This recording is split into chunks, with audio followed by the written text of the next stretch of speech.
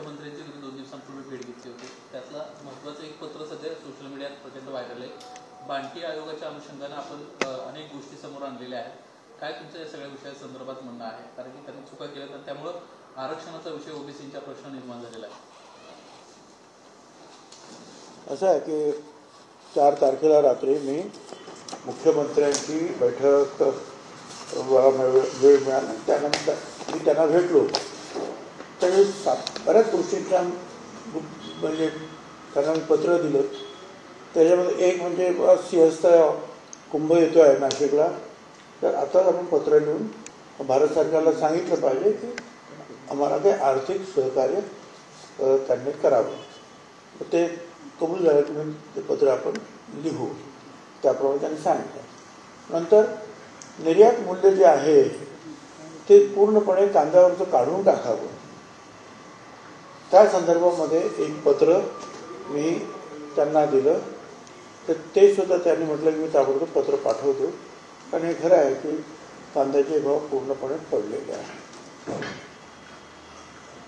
त्याच्यानंतर येवला पोलीस स्टेशनचे आणि लासलगाव पोलीस स्टेशनच्या इथे पोलीस स्टेशनच्या आवारातल्या काही जे काही भिंत बांधायची आहे किंवा कर्मचाऱ्यांची काही घरं बांधायची अधिकाऱ्यांची, त्याचा प्रस्ताव आपण तयार करून त्याप्रमाणे ते त्यांच्या घराची बांधणी करावी, ते एक पत्र दिलं. आणखी लासलगाव मार्केटतर्फे विंचूरला त्यांनी शासकीय भावानं 3.5 एकरची काहीतरी ती जागा घेतलेली आहे. नियमानुसार आहे, कारण तिथे आता गर्दी खूप होते, आवश्यक आहे. त्या फायलीवर ज्या मुख्यमंत्र्यांची सहीची आवश्यकता आहे की त्यांना ते पत्र दिलं, मी ते ताबडतोब करतो. तर असे अनेक पत्र दिली. त्याच्यामध्ये शिवभोजनचं एक पत्र मी त्यांना दिलं आणि त्याच्यामध्ये मी त्यांना सांगितलं की बाबा शिवभोजन 2 लाख लोक आजचा शिवभोजनचा फायदा घेत आहे. कोण 5 रुपये देतं, कोण 10 रुपये, कोण अनेक लोक फुकटच ते केंद्रवारीसुद्धा त्यांना देत आहेत, फार कधी बसले तर. आणि 2000 केंद्र आहेत.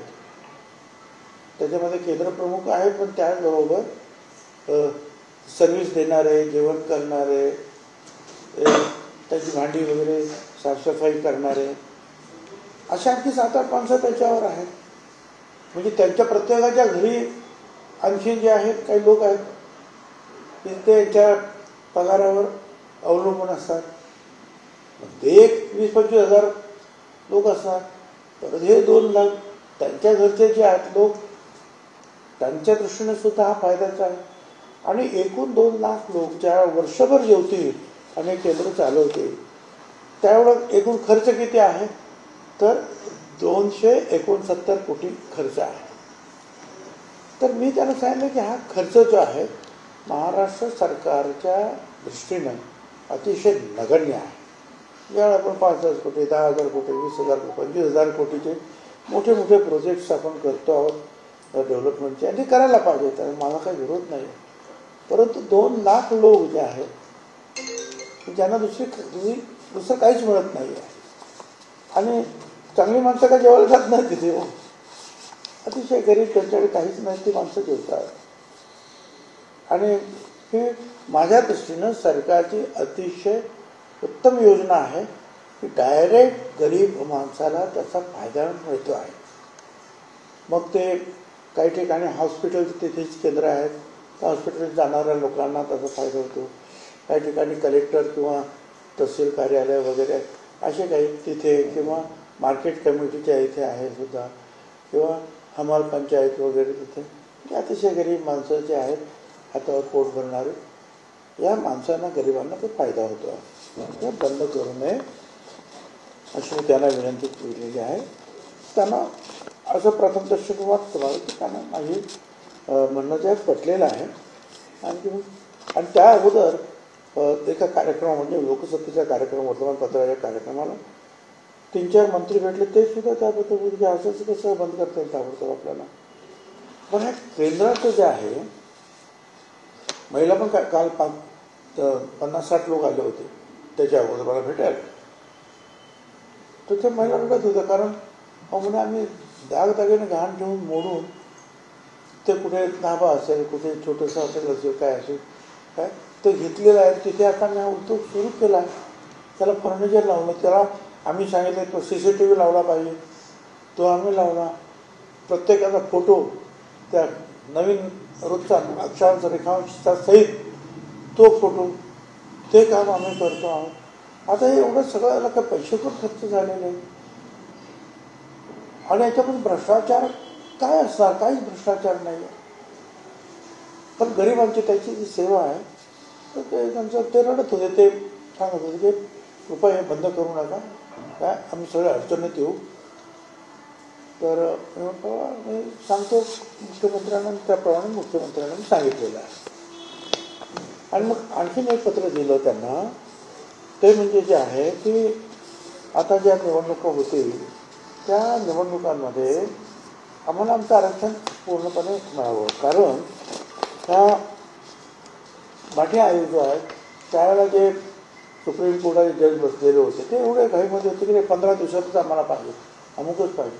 पावसाळा आहे, तर पावसाळा आहे, आता कसं इलेक्शन, जिथे पाऊस नाही तिथे निवडणुका घ्या, अशा रीतीने केलं. आणि काही अनेक नगरपालिका किंवा संस्थांमध्ये जे आहे ओबीसीला 0 आरक्षण मिळालं आणि त्यांच्या निवडणुका झाल्या. काय करणार, सुप्रीम कोर्टाचा आहे. आणि मग अशा घाईमध्ये जे आहे ते बाठिया कमिशन बनवलं. बाठिया कमिशनमध्ये सुद्धा करा, 15 दिवसात करा, 20 दिवसात करा. 15 दिवसात आणि 20 दिवसामध्ये कुठे काही होतं का मला तुम्ही सांगा. आणि ते पण त्यांनी जे आहे ते मतदानाच्या जे लिस्ट घेतले. मग गायकवाड कोण आहे? गायकवाड म्हणजे मराठा आहे.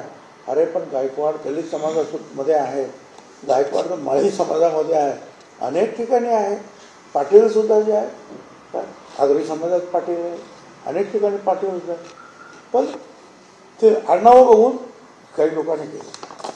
त्यावेळेला झालेल्या एका मिटिंगमध्ये त्यावेळेचे मुख्यमंत्री होते उद्धवजी ठाकरे आणि बाकीचे मंत्री आणि सगळे जे अधिकारी वगैरे, त्यांना मी दाखवलं की याच्यामध्ये 4 ठिकाणी त्यांनी सांगितलं. म्हणजे सिन्नरचे उदाहरणार्थ, सिन्नरमध्ये 4 गावामध्ये एकही ओबीसी नाही. म्हटलं मी लोकांना पाठवलं तिथं, चौकशी करा. तर 2 गावामध्ये तर सरपंचच ओबीसी आहेत आणि एकूण 4 गावामध्ये 60% वरती ओबीसी आहेत. आता जर हे अशी जर आकडेवारी जर असेल काय तर कसं काय आपण हे सगळं मान्य करायचं. तर सगळ्यांचं म्हणणं पडलं की आता असं बघा की त्यांनी जो ते डेटरमाइन दिले सुप्रीम कोर्टाने, आपण आता काहीच नाही केलं ना तर आपलं सगळं शून्यावरच सगळं जाईल आपलं कामाचं. पहिले काय केलं तर आता हे पण पुढे असेल. आणि मग ते आम्ही ते म्हटलं मग ठीक आहे जाऊ दे पुढं. पण या बाठिया कमिशनने जे आहे ती आकडेवारी जी आहे अतिशय चुकीची त्यांनी जे आहे सादर केलेली आहे. कुठली जी आहे कसोट्या ज्या आहेत काय ते त्या कसोट्याचं पालन करायला पाहिजे आमचं म्हणणं. आणि आमचं आरक्षण संपूर्ण जे आहे 27% पहिल्या पैमध्ये ते टिकलं पाहिजे. आता आमचं जे काही चाललेलं आहे त्याच्यामुळे जे काही अभ्यास सांगतो आहे की ग्रामपंचायतीपासून इतर अनेक ठिकाणच्या 33,834 ठिकाणी ओबीसीच्या जागा घटलेल्या आहेत. महानगरपालिकेमध्ये 67 जागा कमी झाल्या आमच्या, नगर परिषदेमध्ये 192 जागा, नगरपंचायतीच्या 182, जिल्हा परिषदेच्या 142, पंचायत समितीच्या 344, ग्रामपंचायतीमध्ये 32,907 एवढ्या जागा साधारण घटल्याचं दिसतं. आमचं म्हणणं आहे की बाबा हे जे आहे त्यांनी सांगितले बरोबर नाही आहे काय. आणि 397 ग्रामपंचायतीची माहितीच त्या अहवालामध्ये नाही. नंतर 984 गावांमध्ये त्यांनी सांगितलं 0 लोकसंख्या आहे ओबीसीची. 7,662 ग्रामपंचायतीने 0 राखीव जागा दिलेल्या आहेत. आता हे असं एवढं अडचणीचं आहे. महानगरपालिकांमध्ये ते सांगतात फक्त 10% ओबीसी आहे. नगर परिषद पालघर, नाशिक, नागपूर, नांदेड, रायगड या जिल्ह्यामध्ये त्यांनी सांगितलं फक्त 7 ते 10% आहे. नगरपंचायतीमध्ये गडचिरोली जिल्ह्यातील भामरागड, एटापल्ली, कोरची, मुलचेरा, तसेच गोंदिया, नंदुरबार, पालघर, नाशिक, यवतमाळ काही तालुक्यामध्ये ओबीसीचं लोकसंख्या प्रमाण 0 दाखवलेलं आहे. एकही जागा ओबीसीची म्हणजे गडचिरोली, नंदुरबार 3 जिल्ह्यामध्ये तर 0 जागा. कसं काय आम्हाला चालेल? आणि म्हणून म्हटलं हे चुकीचं आहे संपूर्णपणे. आम्हाला आमचं आरक्षण जे आहे हे मिळालं पाहिजे काय, आणि ते सगळं ते आरक्षण आमचं कुठे कमी होता कामा नये. हे ठीक आहे, तिथे पेसा ॲक्ट लागू झालेला आहे, तिथे आमच्या काय सुप्रीम कोर्टाची ऑर्डर आहे की आदिवासी आणि त्यांच्या त्या SC प्रमाणामध्ये त्यांच्या जागा सोडा, ते बरोबर आहे. पण बाकी कुठल्याही परिस्थितीमध्ये आमच्या जागा आम्हाला पूर्णपणे मिळाल्या पाहिजेत. आणि त्यासाठी जे आहे आपण जे आम्हाला आश्वस्त करायला पाहिजे आणि सांगितलं पाहिजे. कारण ओबीसींनी त्या मागच्या निवडणुकामध्ये विधानसभेच्या प्रचंड मोठ्या प्रमाणावर महायुतीला मतदान केलेलं आहे. म्हणजे चांद्यापासून बांद्यापर्यंत सगळ्यांनी. अशा परिस्थितीमध्ये सरकारचं काम राहणार आहे. सुप्रीम कोर्टाने जे काही सुरुवातीची ऑर्डर दिली असेल आदिवासी समाजाच्या ते ठीक आहे, परंतु बाकीचं आम्हाला आरक्षण मिळालं पाहिजे. मी मंत्रिमंडळात असताना हे सुद्धा मांडलं होतं की सगळं नाशिकमध्ये आपण सांगितलं आदिवासी आहेत म्हणून ओबीसी कमी, कारण 50% आतमध्ये. पण ठीक आहे, मान्य केलं. पण मग मी सांगितलं की समजा सांगली असेल आणि मग तिथे ओबीसीचं आदिवासीचं प्रमाण एकदम नगण्य असेल, मग तिथे ओबीसीचं प्रमाण आम्हाला वाढवून द्या. किंवा दलित प्रमाण एखाद्या जिल्ह्यामध्ये कमी असेल, मग तिथे आमचं जे आहे इकडे जे काही कमी होईल ते तिकडे वाढवून द्या. आणि एकूण जे आहे राज्यामध्ये 27% आमचं आरक्षण कसं होईल ते पहा. काही ठिकाणी कमी होईल तर काही ठिकाणी जास्त सिद्धांत नाही. तर याचा विचार जो आहे शासनाने करणं गरजेचं आहे. आणि मी तेव्हापासून ते सांगतो आहे, आदिवासी अधिक असतील, ओबीसी जागा कमी झाल्या 50%च्या आतमध्ये. मग आदिवासी एका जिल्ह्यात नसतील तर तिथे समजा 5% आदिवासी असेल तर 5% जागा त्यांना मिळतील ना. पण मग बाकीच्या ज्या जागा ज्या आहेत 50%पर्यंत ते ओबीसीना द्या, म्हणजे त्याचा समतोल होईल. तर आता हे सगळं जे आहे आमच्या मागण्या आहेत, हळूहळू आम्ही प्रयत्न करू. मुख्यमंत्र्यांनी थोडं आश्वस्त केले की मी ते लक्ष घालतो आणि सगळे कागदपत्र जे आहेत त्यांना बरेच दिले, हे सगळे त्यांनी ठेवून घेतलेले आहेत. आणि म्हणून मी सगळे वाचतो, अभ्यास करतो, काय मार्ग काढते, ओबीसीवर कुठे अन्याय होणार नाही याची काळजी घेण्याचा आम्ही प्रयत्न करू. या डेटामध्येच अडचणी आहेत, म्हणजे कुठेतरी चुकीच्या पद्धतीनं काम झालं या डेटा संदर्भामध्ये असं नाही. त्यावेळेला त्यांनी सांगितलं ना की मग आता काही असं तो द्या तसाच. अनेक ठिकाणी तर ते महेश झगडे तिथे होते काय, मुंबईमध्ये म्हणे ओबीसी नाहीच आहे आणि ओबीसी नाही मुंबईमध्ये. अरे आमचे सगळे वंजारी समाजाचे बिचारे स्टेशनवर काम करणारे जे आहे सगळे वंजारी समाज, काय मार्केटमध्ये काम करणारे सगळे ओबीसी समाजाचे लोक आहेत. एवढंच नाही, समजा बाहेरून आलेले असतील, समजा आज 60-60, 70-70 वर्ष राहतात, यादव आहेत, कुर्मी आहेत, कुशवा आहेत, ते जरी समजा आले तर ते ओबीसी आहेत ना, ते झाले तुमच्या महाराष्ट्रात, ते तुम्हाला मतदान करतात. सगळे ओबीसी आहे. मुस्लिम समाजाचे आहे, कुरेशी आहे, मणियार आहे, भगवान आहे, आहेत ना इथे. भंडारी समाज किती आहे, फार मोठ्या प्रमाणावर मुंबईमध्ये. बाकीच्या ठिकाणी आगरी कोळी समाज किती मोठ्या प्रमाणामध्ये आहे. तो भूमिपुत्र आहे कोकणचा, मुंबईचा, ठाण्याचा. आणि तिथे जर तुम्ही सांगितलं की लोकसंख्याच कमी आहे, असं कसं काय चालेल?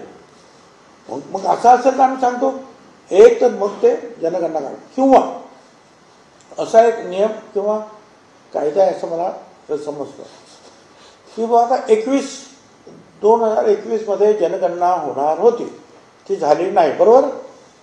मग आता एखादी स्कीम जर अडॉप्ट करायचे असेल, सुरू करायचे असेल तर आताची जनगणना तर नाहीच आहे. मग 2021च्या अगोदर जी जनगणना झालेली आहे 2011मध्ये, त्या जनगणनेचा आधार घेऊन स्कीम ठरवतो आपण, राज्य सरकार आणि दिल्ली सरकार, भारत सरकार. बरोबर, जिथे जनगणना झाली ना तर मागची जनगणना धरा. आमचं म्हणणं आमची जनगणना झाली नाही. मग 1933 साली ब्रिटिशांनी जी जनगणना केली त्याच्यामध्ये त्यांनी लिहिलं की 54% आहे. मग ती 54% धरा.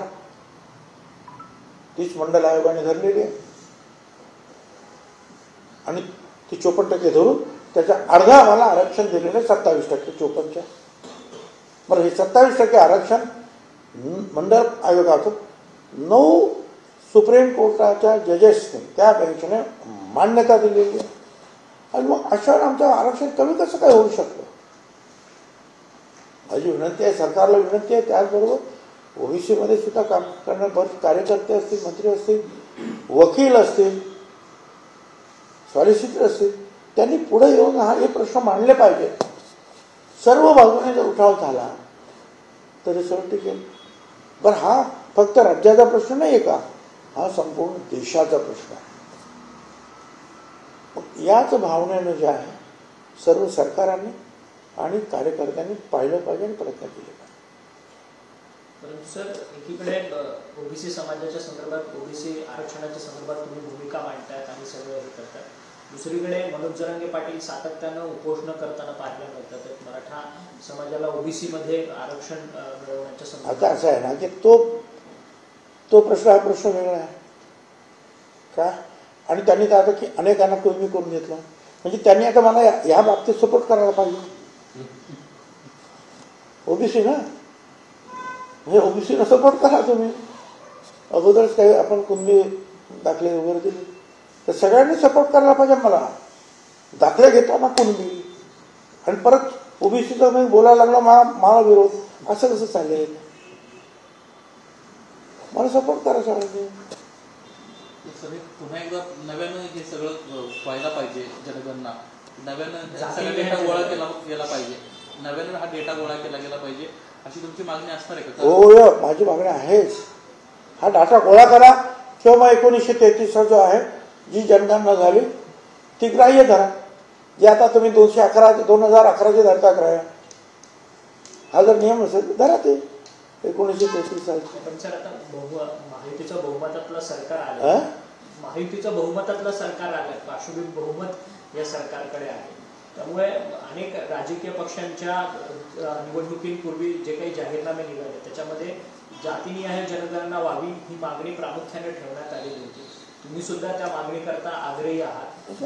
मुख्यमंत्र्यांना भेटून ही मागणी करणार का? कारण की दूध का दूध पाणी का पाणी त्या जातीनिहाय जनगणनेमध्ये हे त्यांना तेच सांगितलं ना की पाठियाचं जे आहे हे आकडेवारी साफ चुकीची आहे, काय हे आम्हाला मंजूर नाही. पुन्हा एकदा सगळ्या गोष्टीचा विचार झाला पाहिजे बोललो ना त्यांना. असं आहे. ओके, बरीचशी कागद आहे, सगळी कागद किती करण्याची, याच्यामध्ये जास्त कागद आहे. काही गावात प्रत्येक गावागावाला काय काय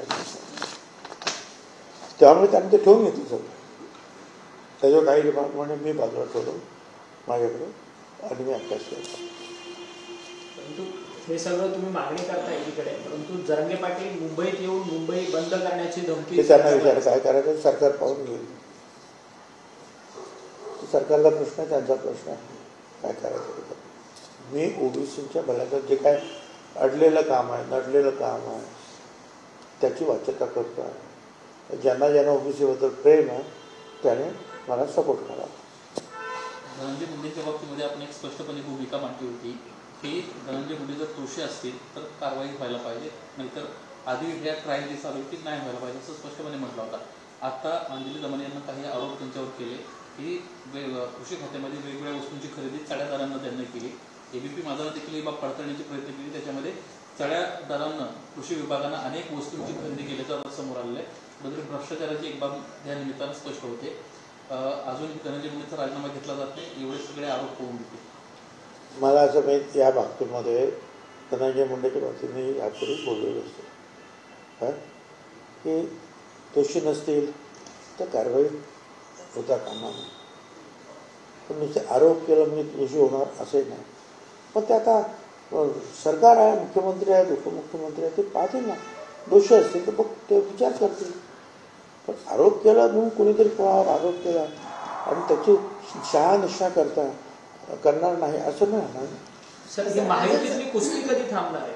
महायुतीतली कुस्ती थांबणार कधी? कारण की पाशवी बहुमत आलंय महायुतीचं. सरकारमधलेच आमदार वगैरे सगळेच मंत्र्यांवरती भ्रष्टाचाराचे आरोप करतात आहेत, आकाचे आका म्हणतात आहेत, सुरेश धस असतील, प्रकाश सोळंकी असतील.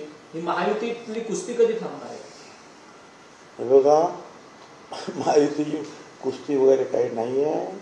आणि ती जरी कुस्ती असली तरी आता खरोखरची जी कुस्ती झाली याच्यामध्ये जो चुकीचा निर्णय घेऊन म्हणून जे काही अंतर्गत मारामारा परिमाणांच्या सुरू झाल्या अशी परिस्थिती सरकारमध्ये मला नाही जाणवत आहे. तिथला जो पंच जो आहे मुख्यमंत्री तो व्यवस्थित पाहतो आहे की पाठ लागली की नाही कोणाची त्या जमिनीला.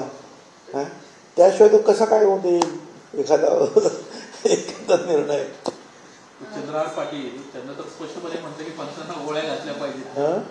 चंद्रहार पाटील जे 2 महाराष्ट्र ठीक आहे, प्रत्येक जण रागापोटी त्यांच्या भावना तो बोलतो. मी त्याच्याबद्दल काय बोलणार. सर, एकीकडे धनंजय मुंडे यांच्यावरती आतापर्यंत वेगवेगळ्या प्रकरणावरून आरोप होत होते. आता करुणा मुंडे यांच्या संदर्भात बँड्रा कौटुंबिक न्यायालयाने एक मोठा निर्णय दिलेला आहे. कौटुंबिक हिंसाचार प्रकरणामध्ये त्यांना दोषी ठरवण्यात आलेला आहे धनंजय मुंडे यांना. माझ्या काही कानावर मी काय ऐकलं नाही, मला काही माहिती सुद्धा नाही त्याच्याबद्दल. सर, गेले अनेक दिवस तुम्ही पक्षामध्ये नाराज होतात. तुम्ही तुमची उघड नाराजी पक्षामध्ये काय पक्षामध्ये नाराज होतात तुम्ही. उघड तुम्ही भूमिका जाहीर सुद्धा केली. हो, मग जहा नाही रहना वहां. बरं, मग काय करू. पक्षाकडे कुणी वरिष्ठ नेत्यांकडनं कुणी संपर्क साधलाय का? जवळपास 2, 2.5, 3 महिने होत आले सरकार स्थापन होऊन. नाही, असं आहे की मला शिर्डीला जाण्यासाठी जे आहे प्रफुल्लभाई पटेलने सांगितलं की तुम्ही या तटकरेंसाठी आम्ही गेलो.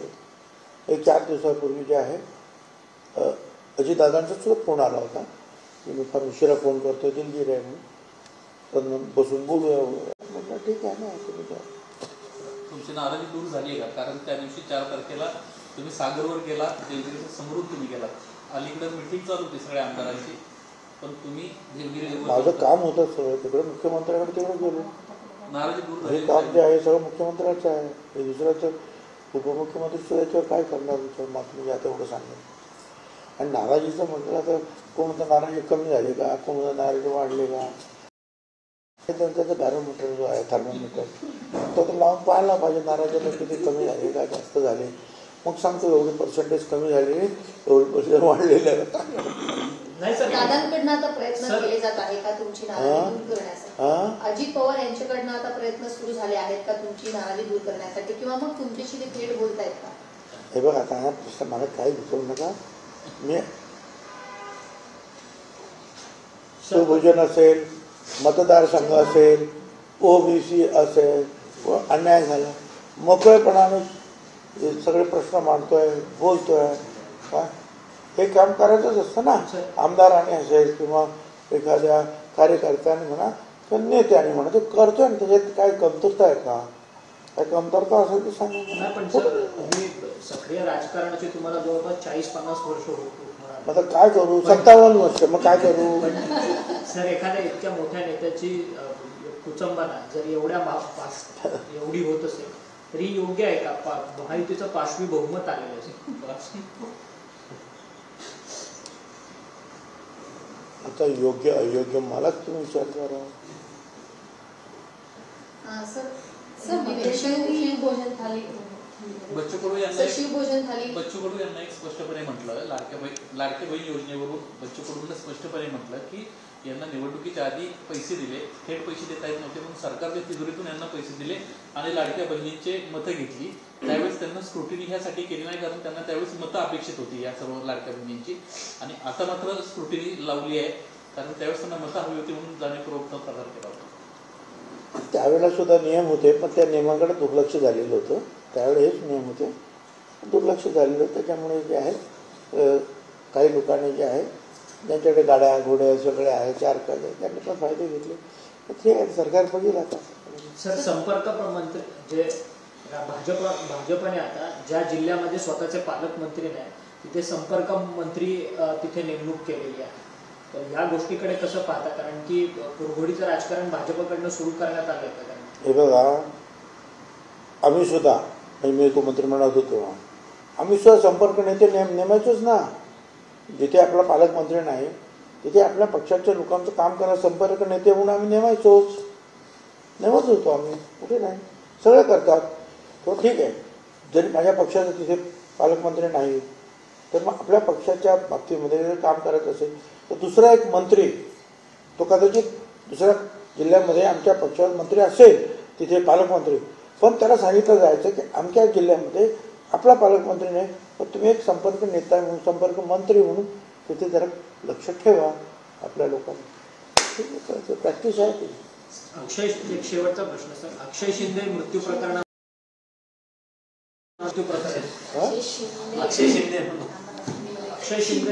अक्षय शिंदेचं मृत्यू प्रकरण होतं, एन्काउंटर करण्यात आलं होतं पोलिसांकडनं.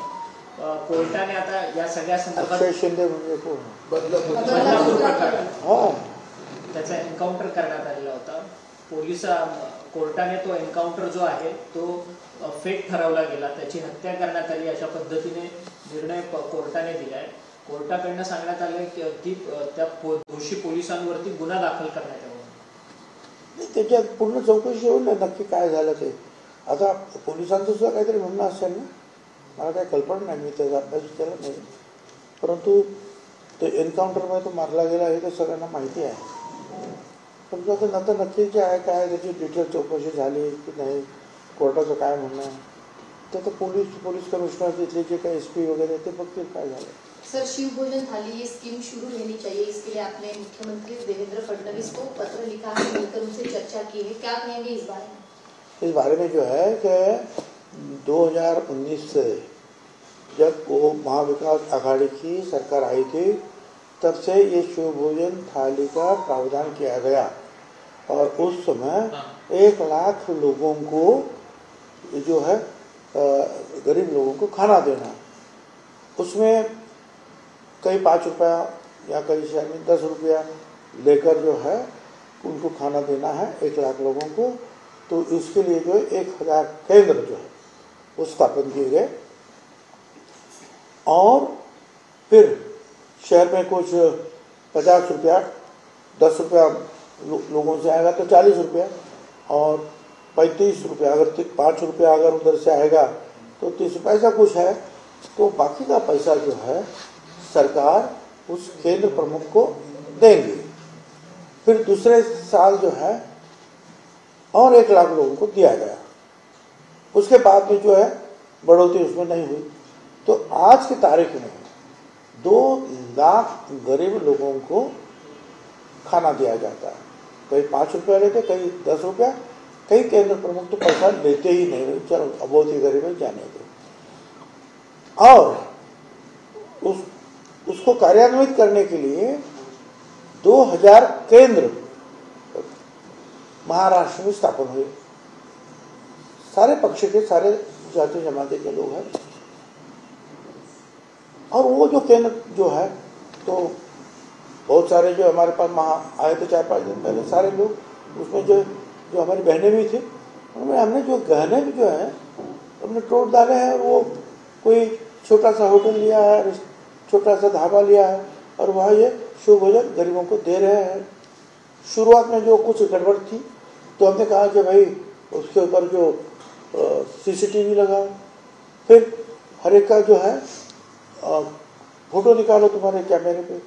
फिर दूसरा और उसमें जो है सुधार किया गया कि भाई वो वही सीट पर बैठा है, वो जहाँ बैठेगा वो उसका पूरा जो है ब्यौरा जो है उस फोटो में आना चाहिए, ताकि एक ही आदमी जो है रोज वही फोटो नहीं आवे. क्योंकि वही एक ही आदमी उस सीट पे नहीं बैठेगा ना, अलग अलग सीट पे बैठेगा. ऐसे बहुत सारे नियम भी इसको लगाए ताकि उसमें कोई गड़बड़ी ना हो. तो अब ये लोग बोल रहे हैं कि भाई एक तो 2 लाख लोग जो है गरीब, वो उनको खाना नहीं मिलेगा. फिर हम 2000 केंद्र हमारे जो है एक केंद्र के ऊपर जो हम 7-8 लोग काम कर रहे हैं, उनके घर में 5-5 लोग हैं समझो, अब ये सारे जो है 15-20 हजार लोग वो केंद्र में निर्भर है। अब उनकी तो रोजी रोटी चली जाएगी और फिर उसमें जो पैसा जो लागत जो लगाया है अब उसका क्या करें, क्योंकि उसमें फिर जो है बर्तन लाने पड़े, कुछ जो बांकड़े हैं, कुर्सियाँ वो करनी पड़ी, CCTV लगाओ, ये करो वो करो, परमिशन का भी खर्चा। अभी क्या अचानक सब बंद होगा तो हमारा क्या होगा, तो वो लोग भी मरेंगे भूखे और हम लोग तो रास्ते पे आएंगे। इसलिए सारे लोग मुंबई में 2-3 दिन से आए हुए थे, मुझे भी मिले और मैं समझता हूँ कि ये सारा खर्चा 2 लाख लोग खाना खाते हैं तो 269 करोड़ रुपया साल में लगता है। साल भर में 2 लाख लोग खाना खाता है, 2 लाख लोग और 2000 केंद्र चलते हैं तो पूरा खर्चा एक साल में 269 करोड़ या 260 करोड़ आता है। तो मैंने कहा यार हमारा जो काम जो है डेवलपमेंट के काम होते हैं, दूसरे काम होते हैं, उसको देखा जाए तो ये बिल्कुल ही नगण्य है ना, बिल्कुल छोटी अमाउंट है जो, और वो गरीब को डायरेक्ट फायदा मिल रहा है, जिसके पास कोई गाड़ी नहीं, घोड़ा नहीं, कुछ भी नहीं है। और जो अच्छा है समझो मध्यम वर्गीय भी वो तो नहीं जाएगा ना खाने में उधर, तो सब लोग देखते हैं ना तो कौन आया था खाने में, 5 रुपए में फोकट खाना वाला, बहुत ही गरीब जो है तबके के लोग हैं। तो मैंने मुख्यमंत्री से प्रार्थना की भाई इसको बंद मत करो, कम से कम ये जो और बहुत लोकप्रिय ये स्कीम योजना महाराष्ट्र की है, बड़े 2 लाख के है क्या, बहुत ही। और दक्षिण भारत में कई जगह पे ऐसी योजनाएं हैं जिसमें गवर्नमेंट पैसा भरती है और थोड़े में जो लोगों को खाना मिलता है, उसी पर से जो इस योजना को उठाया गया था। हम गिनती तो की है और मुझे लगता है कि अब 2-3 मंत्री भी उस एक प्रोग्राम में मिले थे, हमारा अपना योजना बंद हो रही है शिव भोजन की। मैं बोला आप तो मंत्री हो तो मुख्यमंत्री से मिलो और उप मुख्यमंत्री से मिलो, तो मेरा काम तो जो है इसके लिए जो है विनती करना, आवाज उठाना, वो काम मैं कर रहा हूँ। ठीक है, बहुत बहुत आपको सबको शुक्रिया, धन्यवाद आपका। ठीक है भाई, यस सर। देखिए भाई